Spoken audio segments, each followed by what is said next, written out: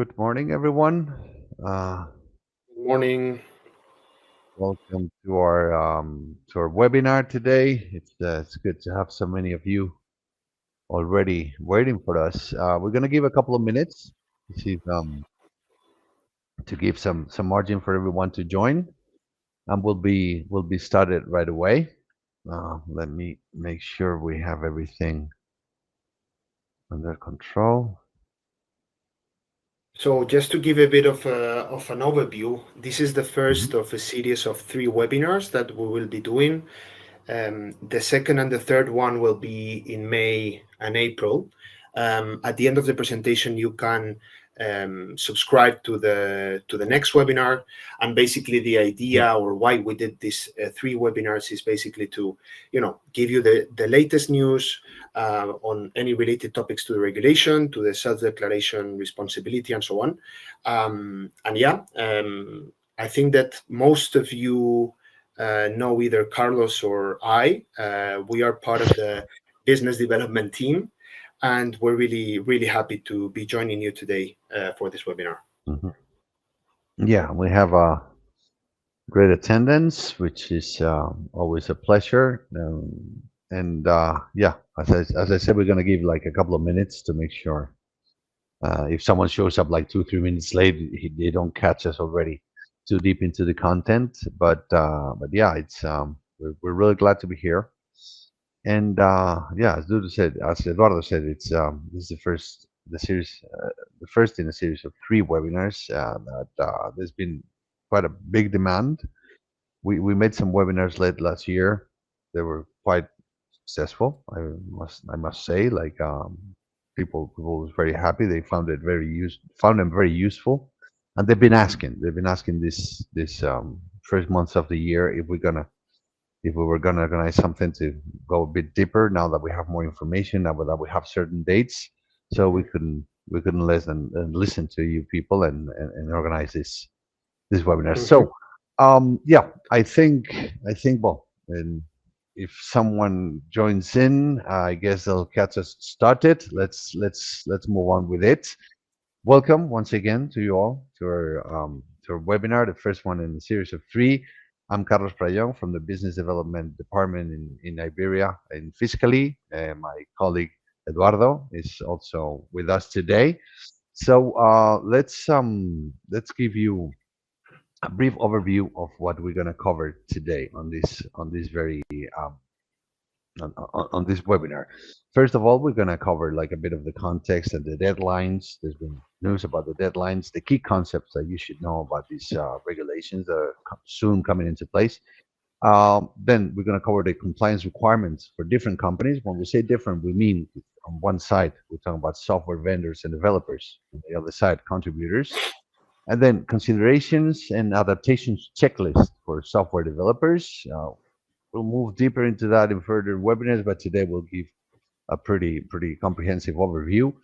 And then we'll, of course, focus on Verifactu APIs as the easiest and safest way to comply with this coming regulation. So, without further ado, let's move forward with context and deadlines. So, this is all we keep on saying very factor, but this all comes from the anti-fraud law, which, as the name implies, it's promoted by the tax agency to fight fraud, to promote transparency in invoices.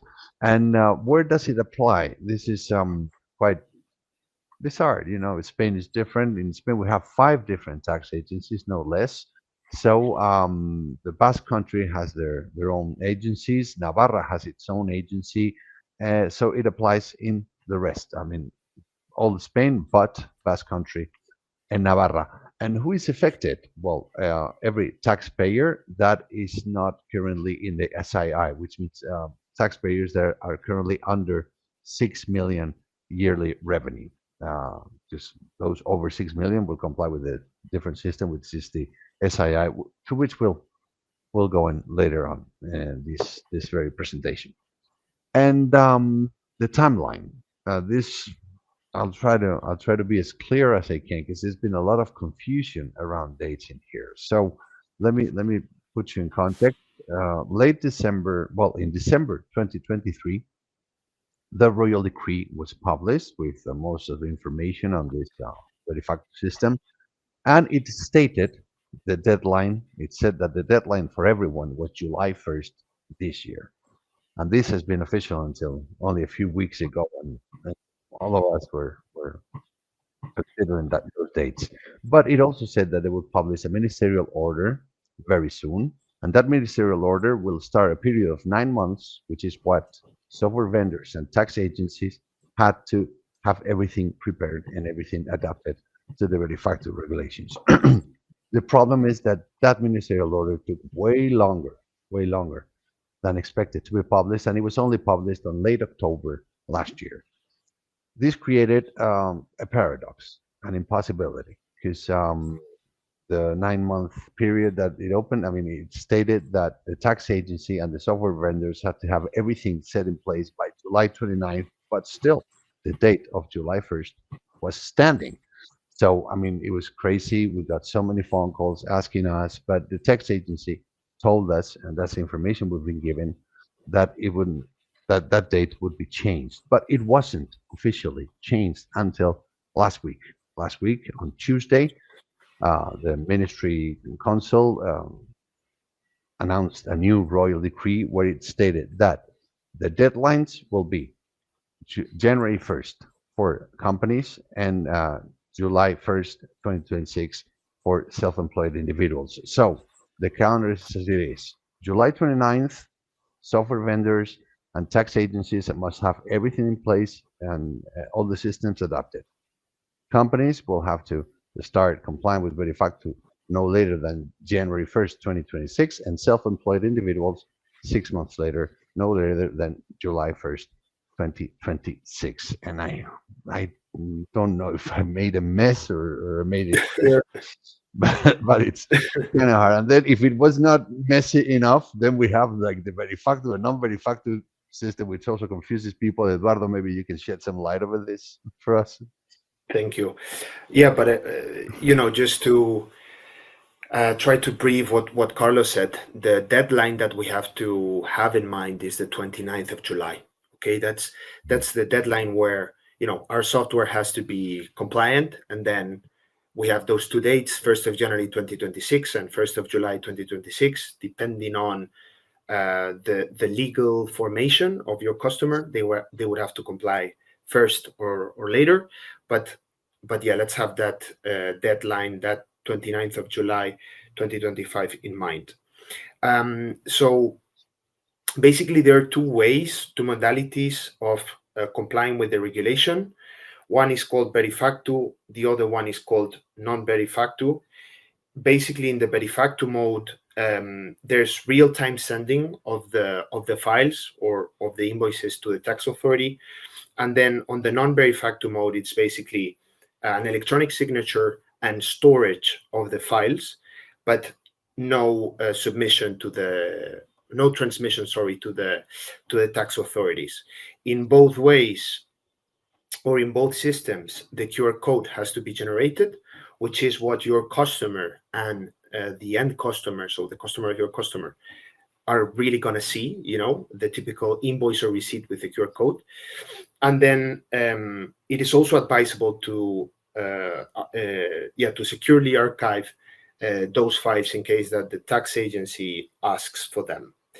The recommendation from the tax agency, the recommendation from fiskaly, and what we have seen that most, and I would say 99.9% of our customers, is to go for the Verifactu mode, okay? Because that way we will have a response from the tax authority, we will know that everything's fine, and that is, in our opinion, the way to go, okay?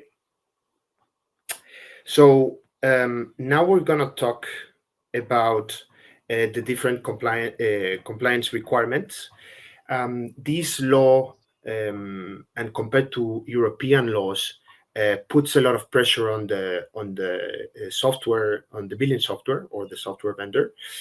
Also, of course, on the taxpayers, but they put a lot of responsibility on the POS vendor because they think that the software is very much needed for combating anti-fraud. So let's go first to deep into, okay, what type of softwares are affected. So we could sum it up as any kind of software with the capacity of issuing invoices. In there, we put three functions that could guide you a bit.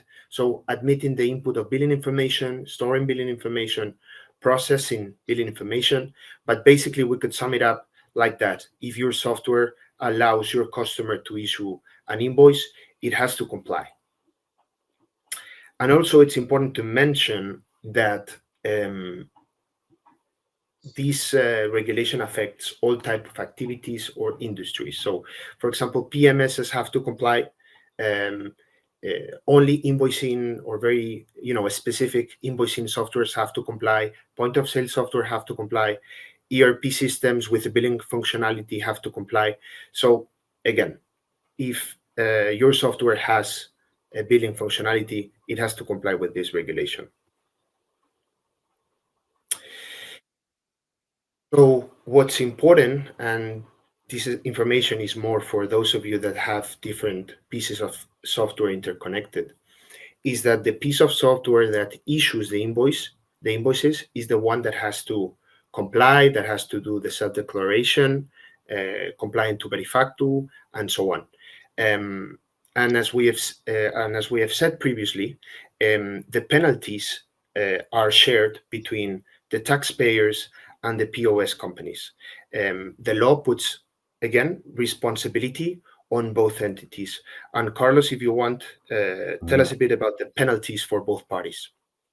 Yes, and it's important. We can't stress enough how important this is, because this regulation, unlike other similar or parallel regulation in neighboring countries in Europe, puts a lot of responsibility on software providers. As you will see, like contributors, when they don't comply with the law, can face fines with up to 50,000 euros per year. But software providers can face them up to 150,000 per year per customer using it. So, I mean, if you do the math, you can get to really, really scary figures here. It doesn't mean that if there's no compliance, you will get the maximum fine, but I mean, they put a lot of pressure, a lot of responsibility on the shoulders of the software providers. So we can't stress enough the importance of taking this super seriously and guaranteeing that you cover it properly. So yeah, let's move to the taxpayers. But there's a couple of questions coming up, or a couple of signs. If you have any questions, please use the chat. The chat sign on the you have a chat window there on your screens, or you should have it. Use it there. Post your questions, and we'll be more than glad, more than happy to answer them all once the presentation is finished. Okay. And but when we come to taxpayers, what companies and professionals are required to comply? Was like we said before, every company that's not in the SII, every company that has a revenue under 6 million and is of course not in the Basque Country or Navarra, where they have their own particular systems they have to comply with. And within these territories, and once you're not in the SII, are there any exemptions? And the tax agency actually has published on their official FAQs the four no's rule. It's the simplest way to understand. So, first of all, the first exemption is companies that do not invoice exclusively manually. That this means if you make all your invoices, each and every one of them by hand, using pen and paper, you do not need to comply with Verifactu. Once you use a tablet, once you use any electronic device whatsoever to make one invoice, then you're in, and you're in for good. Um, those that are not attached to the SII, keep on saying this, but those who are in the SII do not have to comply with Verifactu. Of course, those who have their fiscal address in the Basque Country and Navarra do not have to comply with Verifactu. And then those that do not have any valid resolution of non-application that exempts them. Um, those are very specific cases. There's a Q&A section in the tax agency. If you suspect or you want to double check if one of your customers can be exempt from Verifactu, please make sure you check that because we're talking about very specific cases, very specific tax regimes. So make sure you have full guarantee there. Then about Verifactu and the SII, which we keep on talking about. Both systems are coexisting, and as we said, if you're in one, you don't have to be in the other. Like if you're in the SII, you do not have any need to comply with Verifactu, and those who do Verifactu usually do so because they're not in the SII. The tax agency has a plan midterm to merge them to find synergies between both of them, but as of today, the two independent systems, with a few Mhm. exemptions, I believe, Eduardo. Yeah, so we wanted to make a quick note here. So as Mm. Carlos mentioned, Verifactu is mandatory, is compulsory for those companies with a revenue below 6 million euros with fiscal residence in Spain, but outside Navarra and the Basque country. And as he also mentioned, the SII is compulsory for those companies with an annual revenue above 6 million euros. So they're kind of mutually exclusive, right? But it's also an option that if your company makes below 6 million euros, you can comply with the SII and don't have to comply with Verifactu. Okay, this is a possibility. To be honest, it's not very recommendable because the SII is way more strict. You need to comply with a lot more requirements. You have to send more information, and this is not, to be honest, a recommendation in our opinion. What can be interesting, and we have seen it with quite some of our customers, is that some of their customers comply with SII, but have decided to comply with Verifactu because complying with Verifactu allows them not to comply with the block of issued invoices. Okay, the SII is a broader regulation, so again, you can comply with Verifactu. You will have complied with the issued invoices section of the SII, and that is something that you can do. Okay, and this is something that many of our customers actually, we could say, many of them are in the franchise industry. They have used this strategy. Again, if you're interested in knowing a bit more about it, you can ask your questions or ask to us separately. Okay, so what type of businesses have to adapt to this regulation? This is for those of you that are in Germany or have been in contact with the German regulation. This is a big difference. So any kind of business, regardless of if it's online, if it's offline, they have to comply with this regulation. We're talking also about B2B transactions, B2C transactions, again, regardless of if it is a receipt, if it is an invoice, if it's €1, if it's 4,000 euros, any sale of a business within the scope of application has to comply with Verifactu. And then now we're going to talk a bit about we have made some considerations or kind of a checklist, a high-level checklist of the things that you need to take into account in this process of compliance. And we thought it made sense first to deeply understand what the taxpayers' responsibilities are so that you can adapt or better understand your customer. So the first obligation that they have is kind of obvious, which is to use a compliant software. So taxpayers are going to look at if you have adapted to Verifactu, how you do it, and so on. Not in much depth, but they're going to check if you're compliant. Then the responsibility, of course, of the taxpayers and not you as the POS vendor, is to basically fill in the accurate information on the receipts. Then they also have to cooperate with the tax authorities if needed, and they have to be able to, or they have, sorry, the responsibility of downloading and storing this data. Okay, it's not the POS responsibility under Spanish law. It's the taxpayer's responsibility to keep their invoices and to keep the XML files of Verifactu. Again, you have them accessible through our API. And now we're going to go through these high-level key considerations for you as software developers. So the first one is that you need to ensure full technical compliance with Verifactu, especially in the integrity and traceability of invoices. This could be summed up as that invoices cannot be eliminated, invoices cannot be edited, and I'm talking when issued. Okay, when issued, they cannot be edited, they cannot be eliminated. They are inviolable.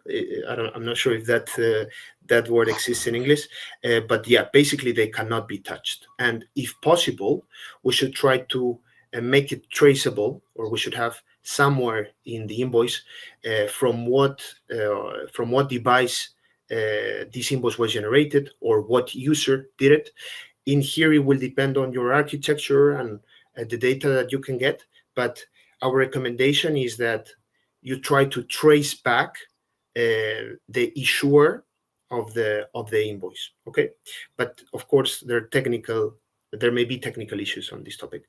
Then second, of course, we have to try to prevent double accounting, not having a second accounting with a different cash register, let's say.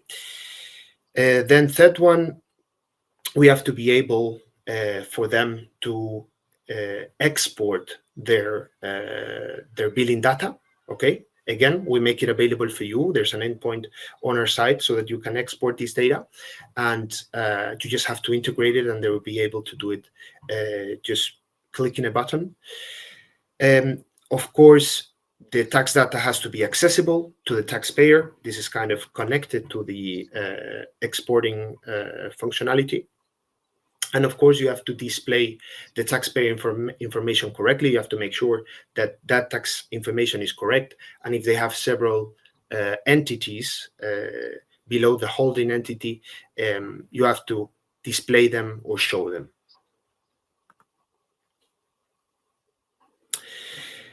Of course, and this is kind of intuitive, you have to be able to process tax agency's response. We will send you the tax agency's responses, and you will know if the transaction was properly registered, if there's some correction that needs to be made, and so on. It's also important that you notify users of any incident. For example, if there's a loss of connection to the internet, it's true that there's a specific workflow in this kind of situations. We don't want to go very deep into that, but it's important that you kind of notify the user, and this is not defined by law how you have to notify him, but you have to try to notify him of any issues versus a normal way of invoicing. Okay. Then 8 point, of course, you have to be able to print the Verifactu QR code. This is we could say the big obligation. This is the big thing, because what your customers and the end users are going to see as different in the invoice or the receipt is this QR code that proves that the invoice has been sent to the tax authorities. You also have to be able to issue a declaration of responsibility. We will help you with that. And we're still waiting for the template from the tax authority to be issued. Again, we will help you with this topic. And last but not least, you have to make it visible for the taxpayer, for your customer. You have to make them visible the fiscal software information. Again, we have another endpoint for this topic that you can also integrate, and just via an API call, you can get this information. And now, So Carlos, we please can tell we us a can bit. no, it's just we can summarize this, but before we do, uh, in the next webinar we're hosting, this is what we're gonna go deeper into, like the specifications and the detail the software has to comply with. So if you're really, if this is your focus of attention, we'll be more than glad to see you in our next webinar. What we'll cover, well, just what we went, what the software needs to comply with, like how it has to be fully adapted to the Verifactu technical requirements, how it will have to be able to handle all the possible responses that you can get from the tax agencies once you send the files. Your responsible declaration will dig deeper into that. Hopefully by then we will have the official template from the tax agency and we can just give you all the specific details. And then the documentation and user support that your software will have to have available for all your users, of course, before July 29th. And okay, and of all these compliance options, of course, we as fiscally will have to point out that the easiest and safest way will always be to use an API. Because I mean, you can develop your own solution. Of course, you're more than welcome to. I'm sure you have the capabilities, but relying on a specialist company, it's always a smart choice because you get your solution fully specialized on compliance, and especially with SANIES for international players that come to Spain and they find that they don't have to comply with one system but five at once. I mean, that can be crazy, and the guarantee to do it with a company such as Fiscally is always like a peace of mind that you get because Fiscally will just you integrate our API in your software, and right away with that very same integration, you will comply with all the tax agencies operating in Spain. It will be the API that will discriminate and filter to which agency has to communicate and what. So yeah, it's I mean the advantages and the good points of it, the pros are quite a few in there. Because I mean, and then it's us, it's fiscal. You guys know us already, but I mean, once we have you here, we have to say it. I mean, we're fiscal, we're international player, very well known around Europe. Our API is super easy to integrate, very well documented. Even in Spanish, we if it wasn't easy enough, we're launching now some tutorial videos to make it even easier. And of course, you have the guarantee that we're constantly updated because in these regulations, there's always changes and updates.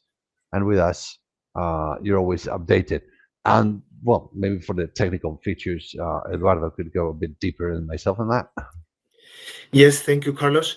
So, as we mentioned before, we're always going to give you this QR code back in JSON format, the URL. We'll send you JSON back with the URL, and you have to generate or print the QR code. Then, of course, we're in charge of the chaining of records. You have nothing to do. You have nothing to print. We take care of it. Same with the electronic signature.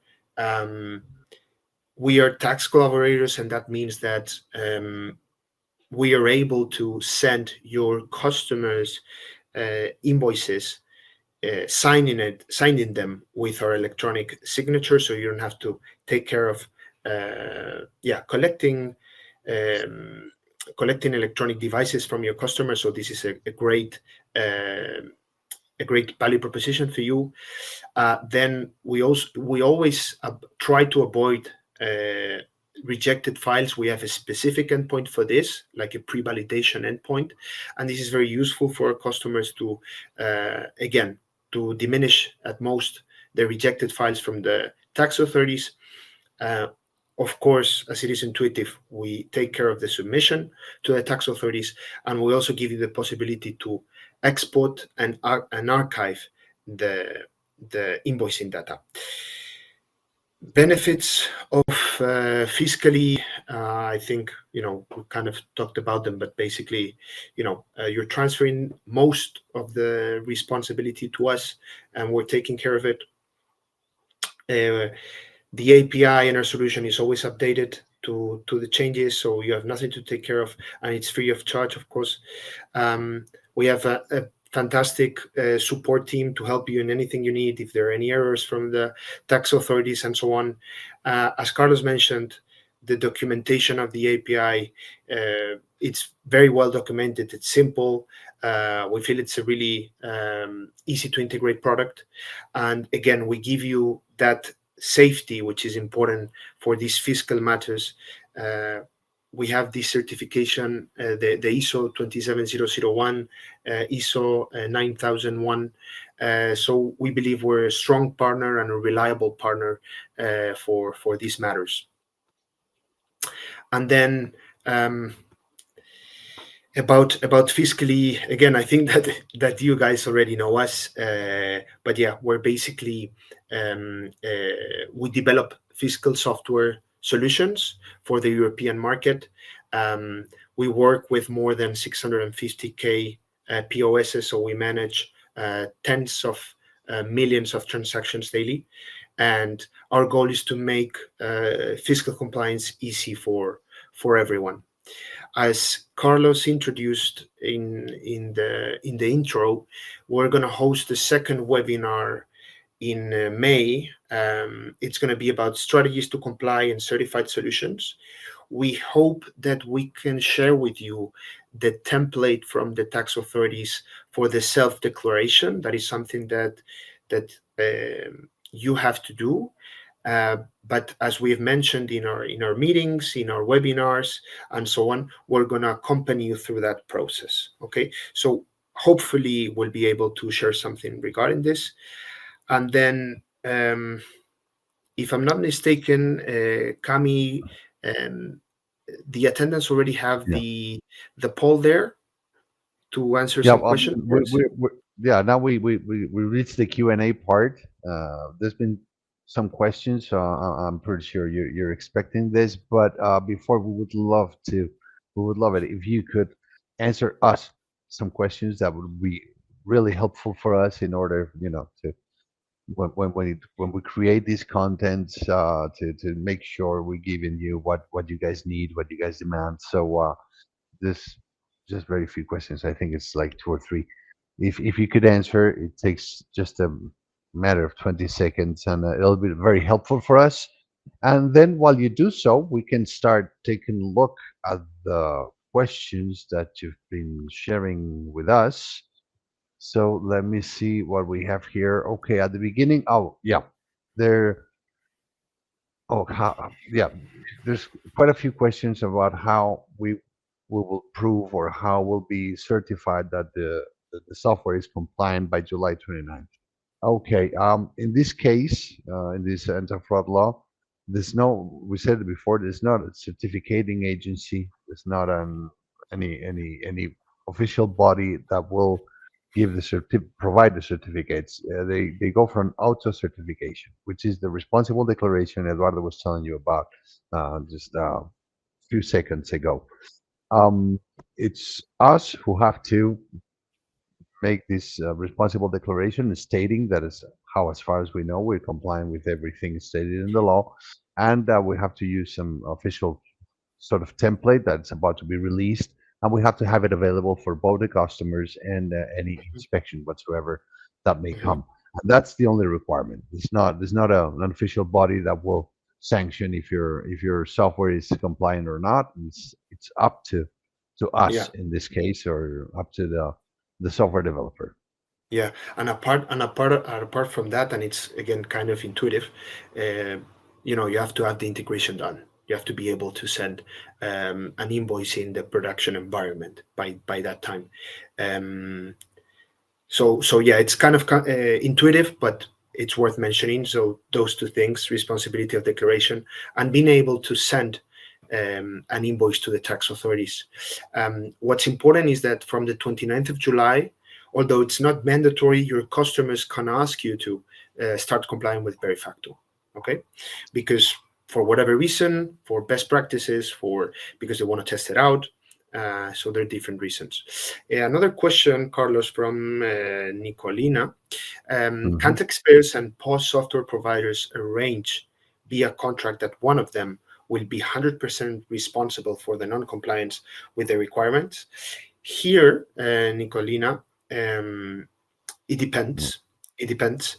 Um, I mean, the response is no, but it's because um, the taxpayer has some responsibilities, and you as a POS vendor, you have your responsibilities, right? So you have to be able to submit or send electronic files, which are invoices to the tax authority. You have to be as we mentioned before, in your software, a customer of yours cannot edit or eliminate invoices that were already created. Your customer, on the other hand, has to register all the transactions that they do, and they have to register them properly, and they also have to choose a software that is compliant, right? So there are different responsibilities, and they are very limited to the party, let's say.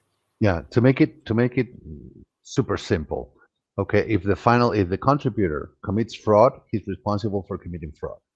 Hmm. If he commits fraud using to do so a software tool, then he's still responsible for committing fraud, but then the software provider is also responsible for facilitating a software which uh, allows for double accountability or allows for forms of fraud, which is like non-compliant with the Verifactu system. So that's why the different responsibilities, and there's not a contract in which you can legally Hmm. transfer those responsibilities from one another. Hmm. So no, not really. The short answer would be no. So okay. We have this from Jacob. I find this information. The date about July 29th. I think that was the first. Yeah. Do we have to register anywhere? It has to register on the software itself with the responsible declaration. And then Nicolina, Eduardo, maybe you want to take this one. Hmm. Nicolina keeps them. Okay. So if seller performs online sales from Spain to customers outside Spain, the Verifactu compliance is required. What if sells online outside of EU? Thanks. So basically, um, if the issuer of the invoice has Spanish fiscal residence, they have to comply with Verifactu. Okay, this is the requirement. Um, of course, if there may be very, very, very specific cases, there may be some exemptions. In general, and what I'm assuming is that they sell, whatever merchandise in the EU or outside the EU, they have to comply with Verifactu. Okay, Carlos, go ahead. Okay. Let me check the next one. No, because I was double checking that because sometimes when there's operations with no VAT, they can be Yeah, exempt. But as we said no, but before, but yeah, that doesn't matter if it's uh, exactly. VAT exempt or VAT 0%. Doesn't really matter for the Yeah, exactly. Verifactu compliance. Yeah. But but still, in all these sort of questions, we'll always encourage you to go to the source of the tax agency because I mean, there's some specific and they're very specific exemptions. So to make sure and double check because there's not it's we have to, as I said, the fines can be very serious. So let's not take it. We have to take it Mhm. seriously enough. Okay. About the cost of our solution. Oh, okay, James. In this case, we try to personalize our offers because it doesn't. I mean, it changes a lot depending on the nature of the software, the volume of the number of POSs that we have. So, if you want a quotation, please address Eduardo or myself or or just anyone in Fiscally, and we'll be more than glad to provide you with a pretty accurate estimate. But we do not give general figures because we try to adapt to the nature of Mhm. that. And James asks also if it's possible to get a demo.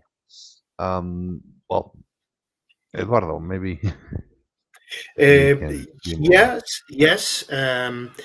I mean, it's not a demo per se. In the end, we have an integration product, right? So yes, we have a dashboard where you have some data, but it's not a platform per se. It's an integration product. But yeah, we can show you the documentation. We can show you our Postman collection with all the endpoints and some examples of the bodies of the calls. So yeah, we can do so, of course. And if I'm not mistaken, this is the last question, which says. No, this Uh, this. Oh, sorry. I thought you were. Sorry, my No bad. problem. Go ahead, No Eduardo. Go problem. ahead. So if someday the network is bad and cannot connect to the Fiscally API, how to deal with it? So basically, if there's no internet connection, you keep selling, okay? You keep selling, but without printing the QR code, okay? Then when you regain the connection, you can send us those files or those JSONs with the invoicing information in bulk, and we will send it to the tax authority afterwards. It's true that there's a field, it's called incident, that you have to fill out in these cases. But again, um, once you're in the integration process, our support team will help you and will guide you with what extra information you have to give to us in these cases. Yeah, well, you have to understand that the main principle and the main goal in this regulation, not only Verifactu, but also Ticket Buy and Navarra, the main goal is always not to interfere with the commercial operations. So if there's an internet connection problem, if there's any sort of communication problem with the API or with the tax agency, the main idea is that the business keeps on going, Mhm, operations keep on moving forward, and then mhm, we'll fix it afterwards.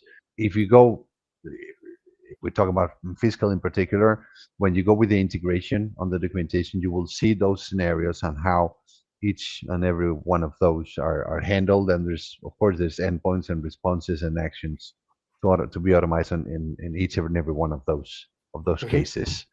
We have a couple more, And Carlos. I don't know if you saw them. yeah, but if fiscally has connectivity issues with the tax authority, of course, Rita, this is covered. Of course, it is. Once again, the principle is the same. We do not stop businesses.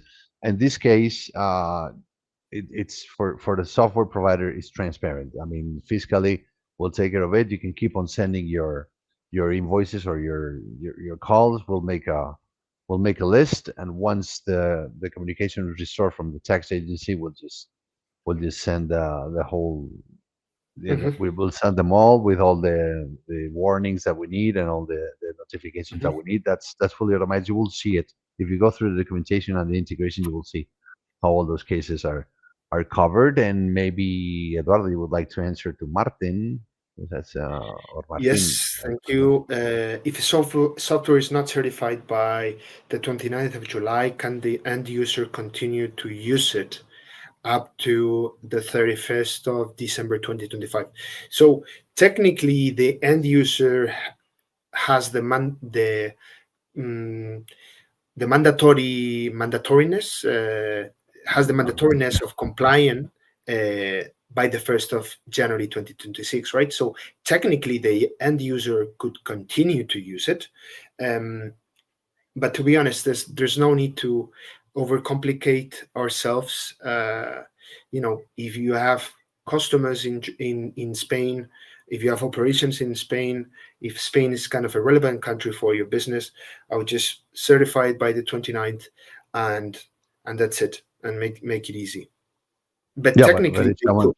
yeah, if someone has an old software and that is not being adopted, Yes, up yes. to up to up to New Year's Eve is perfectly legal, of course. Yes. But you're running, Martin. You're running the risk of a fine. That's true. Okay, Yeah, because you have okay. to be compliant by the 29th. Okay. And oh, I see. This time flies when you're having fun, and we're like barely 1 minute from the end of this of the time we had slotted on this webinar. So I want to make sure before this communication cuts down or shuts down. Thank you all very, very much for attending. If you have any questions that haven't been covered, please feel free to write to us. We'll be more than happy to answer to you all to organize as many meetings as we need for quotations, demos, or Mhm. whatever you may need. We really hope this has been helpful and enlightening for you guys, and we really hope that those of you who are interested in the specifications join us in our next webinar. So thank you very much. Thank you very much, everyone. Take care. Hope to see you soon. It was a pleasure. Bye bye.